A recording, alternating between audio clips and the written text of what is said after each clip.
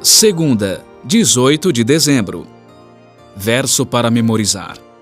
Farei também com que você seja uma luz para os gentios, para que você seja a minha salvação até os confins da terra.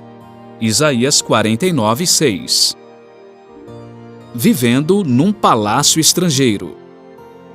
Finalmente, após a queda de Babilônia e a ascensão da Média Pérsia, muitos dos judeus puderam retornar às suas terras ancestrais, mas nem todos regressaram.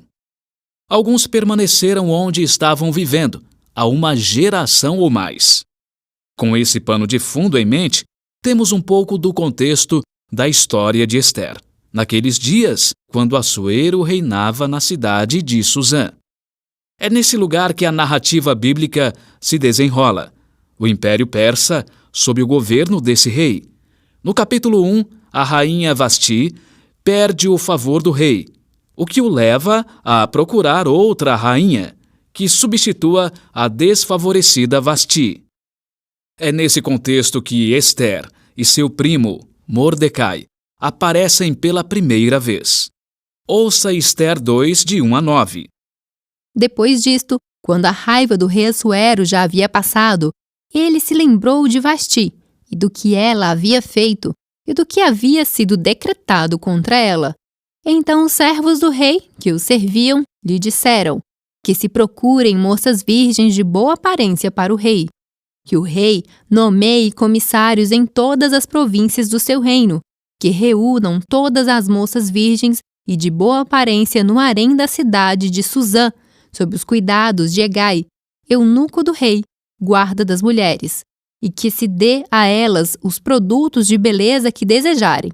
A moça que cair no agrado do rei, essa reina em lugar de Vasti. O rei concordou com isto, e assim se fez. Ora, na cidadela de Suzã, havia um judeu da tribo de Benjamim, chamado Mordecai, filho de Simei, filho de Quis. Ele tinha sido levado de Jerusalém com os exilados que foram deportados com Jeconias, rei de Judá, a quem Nabucodonosor, rei da Babilônia, havia levado para o exílio. Mordecai havia criado Hadassa, que é Ester, filha de seu tio, que era órfã de pai e mãe. A jovem era bonita e formosa. Depois que o pai e a mãe dela morreram, Mordecai a adotou como filha. Quando a ordem e o decreto do rei foram divulgados, muitas moças foram levadas para a cidadela de Suzã sob os cuidados de Hegai. Levaram também Ester ao palácio real e a entregaram aos cuidados de Hegai, guarda das mulheres. A moça lhe pareceu formosa e alcançou favor diante dele. Por isso Hegai se apressou em dar-lhe os produtos de beleza e a alimentação especial. Também lhe deu 7 moças escolhidas do palácio real e a transferiu com essas moças para os melhores aposentos do harém. Pergunta 2. O que esses versos dizem sobre a situação de Mordecai e Ester?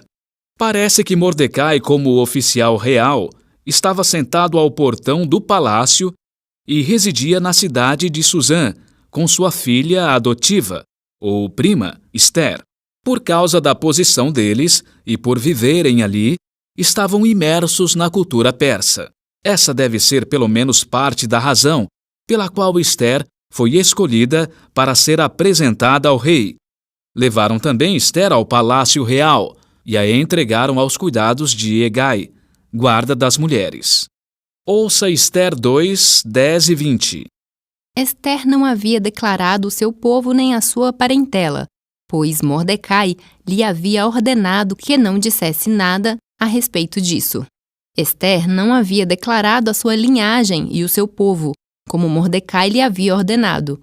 E Ester continuava a cumprir as ordens de Mordecai, como tinha feito quando este a criava. Pergunta 3. O que aconteceu e por que Mordecai daria a ela a ordem de não revelar sua nacionalidade? Embora o texto não diga exatamente o porquê, não é difícil adivinhar.